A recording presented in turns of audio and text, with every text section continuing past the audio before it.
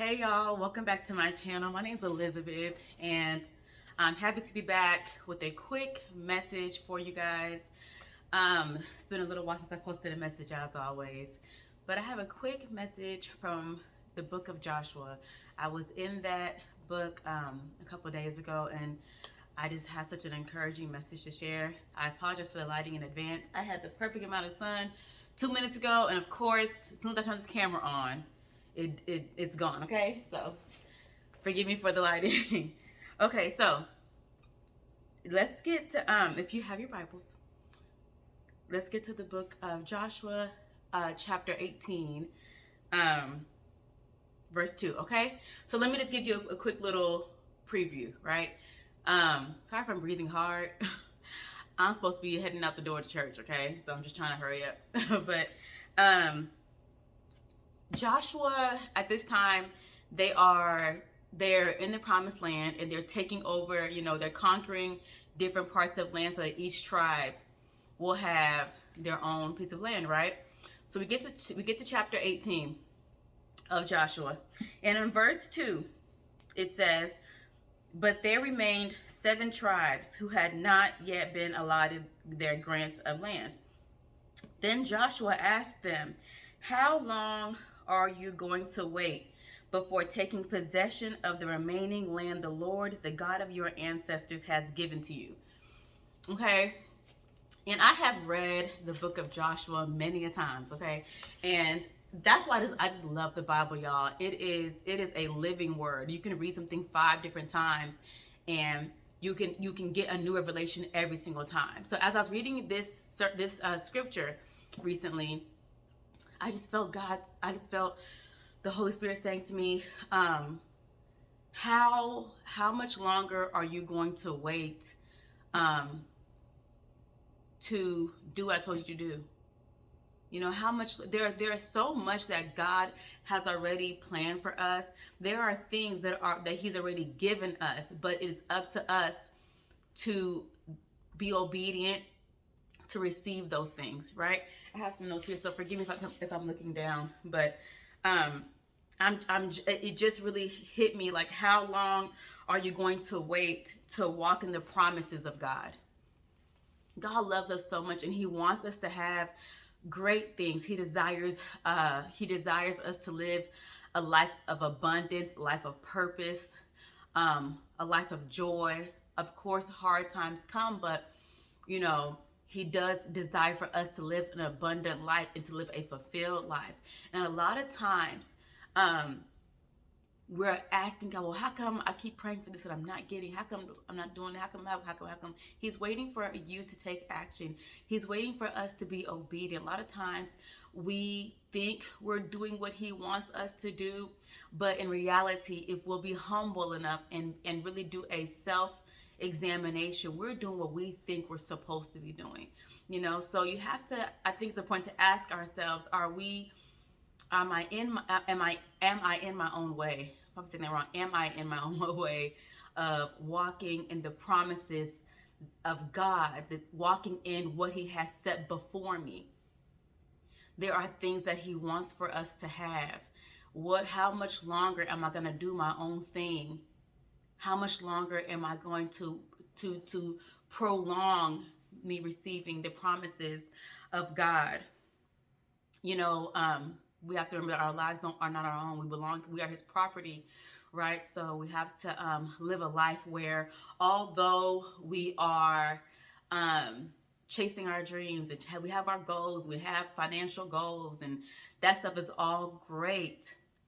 But in this scripture, Joshua says, how long are you going to wait before taking possession of the remaining land the Lord your God of your ancestors has given you?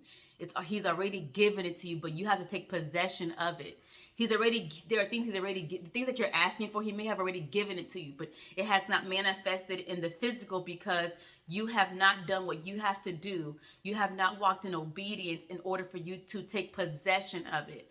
So I wanted to let, and I'm talking to myself as well, I want to encourage anyone watching this video to do a self-examination in partnership with prayer and ask God to reveal to you what you are doing that is keeping you from uh walking in obedience, walking in correct alignment with his will for your life?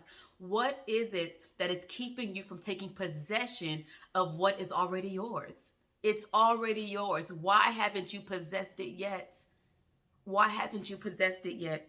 You know, and I'll be the first to admit that I am a procrastinator. Okay. I'm a procrastinator and I am an overthinker, which leads to procrastination. So, let me know if you can identify with that. Okay. If you're like me, let's help each other out. Okay.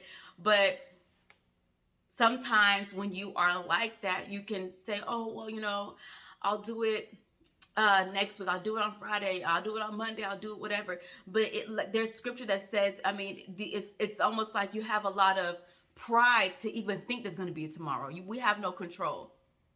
People pass in their sleep. You know what I mean? It's very prideful to assume that there's going to be a tomorrow. It's very prideful to assume that you're going to have another chance.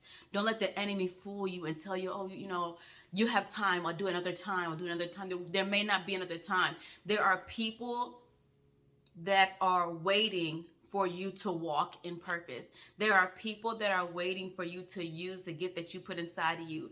And a lot of it has a time stamp on it, right? So the longer that we prolong being obedient, the longer that we prolong being confident, the longer that we prolong being doing what God wants us to do, we are passing up people that we were supposed to minister to. We're passing up people that we were supposed to encourage. There are souls that we could have helped bring to the Lord. But because we were procrastinating, because we were thinking that we had time, that person missed an opportunity, or we missed an opportunity, honestly, to minister to someone, to change someone's life, to plant a seed, even if it wouldn't have been this big miraculous life-changing moment, but a seed could have been planted.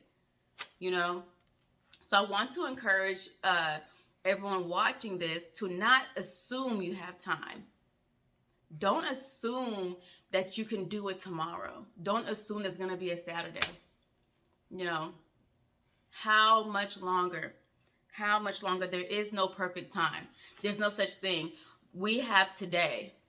It's a blessing that if you're watching this video, praise the Lord, you are alive right now. You have right now. No one went to sleep thinking that they weren't going to wake up. So we have to humble ourselves and realize that God is in complete control, and our lives do not belong to us, and it's not his will for us to die without fulfilling the reason that he put us on this earth. That's a terrible thing to even think about, like you spent your whole life chasing this, chasing that, want to do this and accomplishing this, and you've accomplished all these things, but you didn't do what you're supposed to do when he gave you life. You're here for a reason. You didn't do what you're supposed to do, right? And that's a terrible thought.